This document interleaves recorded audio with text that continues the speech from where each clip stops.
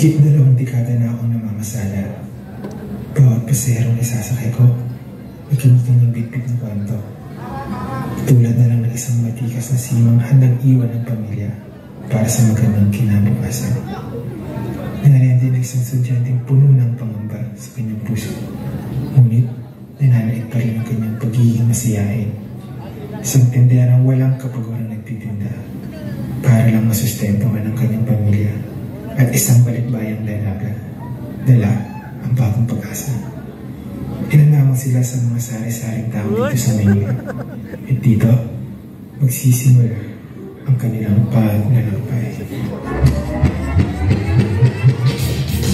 O ano, saan, sino, bakit, sa paano, paraan? Minsan, ang swerte mo nasa paligid lang.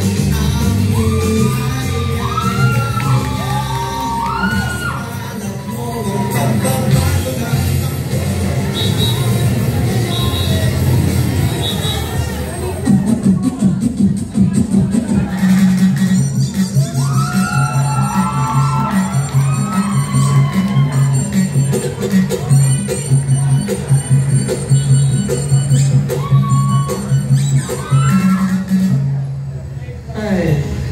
sasampan na naman ako. Mamimiss ko naman ito pamilya ko.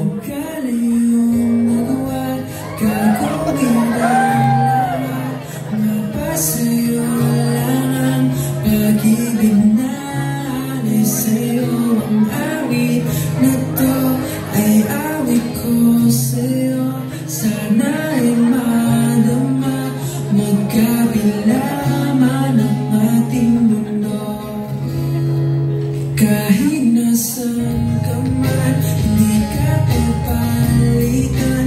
Nag-iisa ka lang, kahit na langit ka at lupa ko ang bituin, ay aking dadawin. Pag naiisip ka, sabay kayo naninipin. Dito ay umaya at dyan ay gabi. Ang oras natin ay magkasalo at ating hapunan ay umagahan. Ngunit kahit na anong mangyari, balang araw ay magkakapiling ka.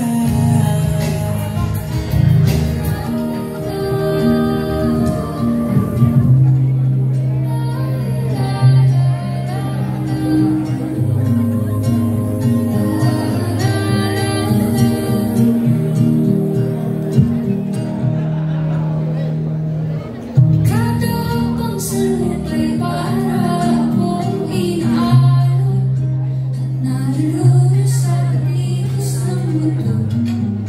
Saan walang kaya ko,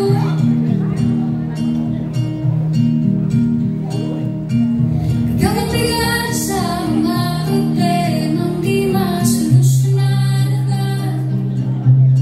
Parang wala ng bukas. Pwede bang umiwas?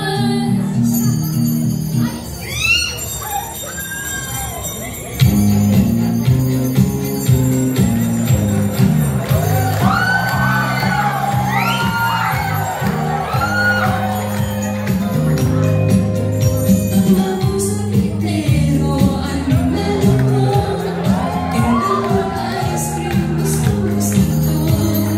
Init ng buhay, pinapali mo sa maluloob, nalilimutan ko. Mamang sorbetero, televisionero,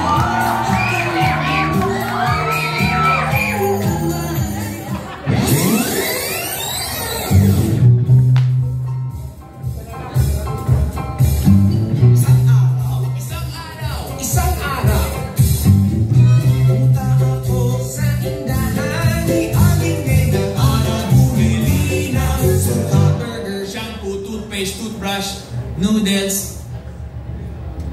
Yun lang. At kahit mo aking nakita, Sandala ang nakadungaw sa bintana